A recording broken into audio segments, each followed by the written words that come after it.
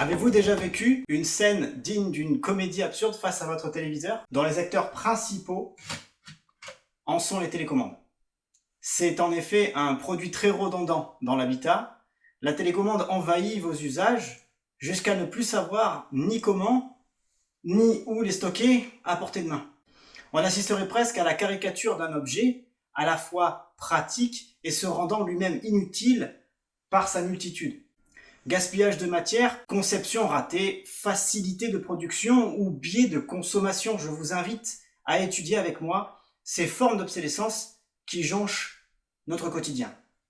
Allez, suivez-moi, on va développer tout ça plus en détail. Et voici donc mon studio de designer. Je m'appelle Kassar Florian, je suis en MSc Strategic Design Thinking à la KG Design School et ensemble, nous allons voir de quoi traite mon mémoire.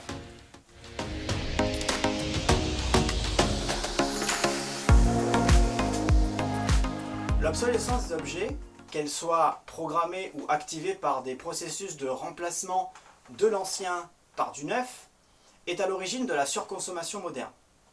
Dans le contexte actuel d'urgence climatique, la surconsommation ne se définit plus, il faut donc agir. Mon mémoire pose donc la question suivante: comment limiter les effets de l'obsolescence sur nos modes de vie en utilisant le design comme outil de comparateur de nos besoins dans un futur à l'horizon 2030.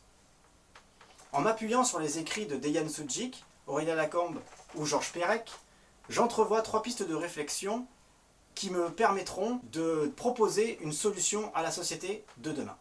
À l'aide d'une compréhension du besoin, ma première piste consistera à concevoir une gamme d'objets capables de survivre à son utilisateur, autant sur le plan mécanique qu'électrique. D'ailleurs, sommes-nous réellement capables de produire des objets réellement indestructibles? J'ai l'intention de consulter le site de l'INPI et chercher des brevets sur la durabilité des composants. J'aimerais également chercher comment rendre le circuit imprimé indestructible, quitte à m'éloigner de sa forme actuelle et de changer son archétype. J'aimerais également, dans un deuxième axe, établir une nouvelle charte de conception afin de rassembler les objets redondants, soit par typologie ou par fonctionnement similaire. Pour ce faire, je compte faire un inventaire des objets les plus récurrents et redondants dans notre foyer, en fonction de notre situation familiale, et ainsi essayer d'analyser où devons-nous agir pour réduire le nombre d'objets invasifs de notre quotidien. Dans une dernière axe, j'aimerais établir un nouveau code génétique de l'objet afin qu'il ne soit plus dégradé par son usage, mais au contraire évolutif et gagné en caractéristiques, voire en valeur tout au long de son usage. Vous l'aurez compris, il existe beaucoup de pistes potentielles inexplorées pour donner une certaine sobriété d'usage et de consommation à nos futurs modes de vie.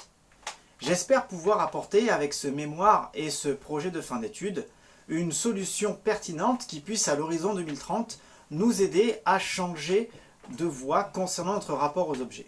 Je vous remercie pour votre écoute et j'espère pouvoir vous recontacter prochainement pour vous faire part de mes avancées. À bientôt.